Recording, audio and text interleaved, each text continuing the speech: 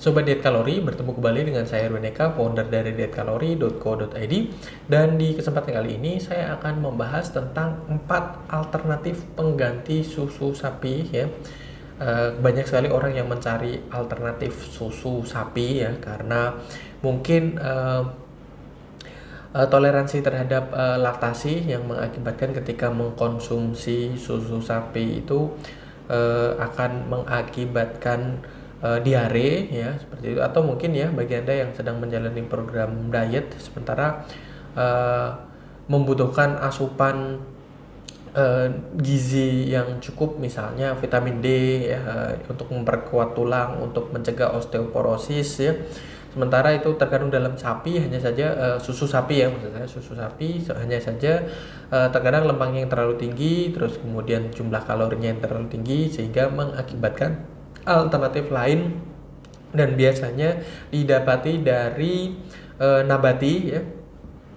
4 yang akan saya bahas ini juga dari nabati pengganti susu, sehingga memudahkan kalian untuk menurunkan berat badan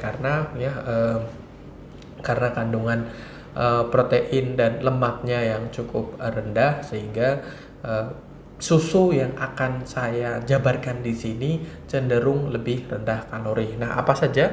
Yang pertama, yang sudah sangat sering lazim terjadi, sekarang juga jadi tren ya, pengganti susu yang cocok untuk diet, cocok untuk penurunan berat badan. Yang pertama yaitu susu almond ya. Susu almond berbahan dasar kacang almond ya, tentu saja mengandung vitamin D yang cukup tinggi juga, jadi mampu untuk menjaga kepadatan tulang, menghindari osteoporosis ya, mengandung vitamin B12 yang cukup tinggi juga, dan mengandung lemak yang rendah, dan sayangnya juga protein yang cukup rendah. Namun protein ini bisa didapati dari mengkonsumsi makanan-makanan yang lain seperti itu. Terus kemudian yang kedua ya, yang juga masih menjadi tren, masih sangat familiar di sekitar kita gitu ya, susu kedelai. Hanya saja beberapa orang juga mengalami kondisi yang dimana mereka alergi terhadap kedelai ini. Akhirnya ya mungkin susu almond bisa menjadi salah satu opsi. Sama dengan susu almond ya,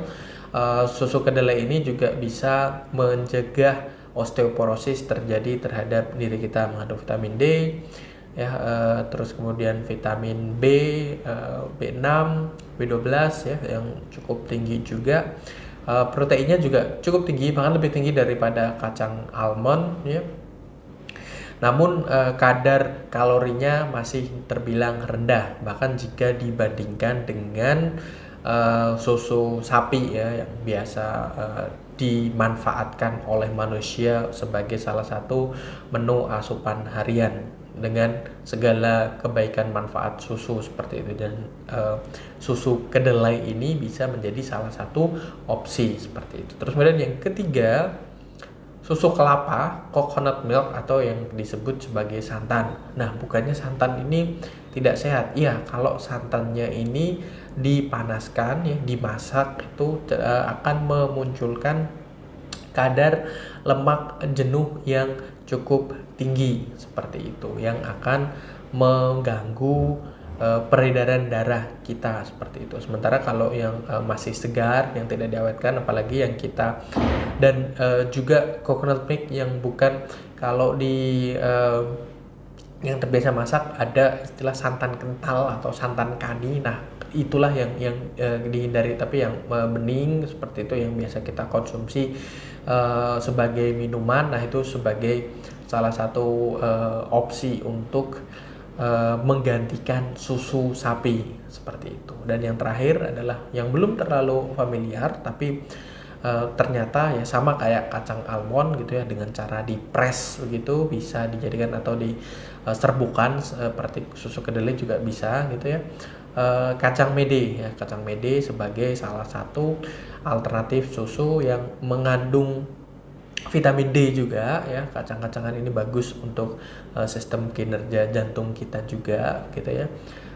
Mengandung protein yang cukup tinggi juga ya, dan kalorinya rendah seperti itu. Inilah kenapa kita anjurkan bagi kalian yang sedang menjalani program diet. Jadi ada 4 jenis susu: susu almond, susu kedelai, susu kelapa, dan susu kacang mede seperti itu. Nah ini sebagai alternatif ya supaya diet atau program penurunan berat badan senantiasa tetap jalan dan tidak merugikan efek kesehatan, misalnya kecenderungan osteoporosis dan sebagainya seperti itu. Oke ya, saya rasa itu mudah-mudahan bermanfaat bagi kalian. Jangan lupa like, comment, and share serta subscribe bagi yang belum subscribe, dan follow sosial media kami yang ada di bawah ini. Dan sampai bertemu kembali dengan saya Erwin Eka dari dietkalori.co.id.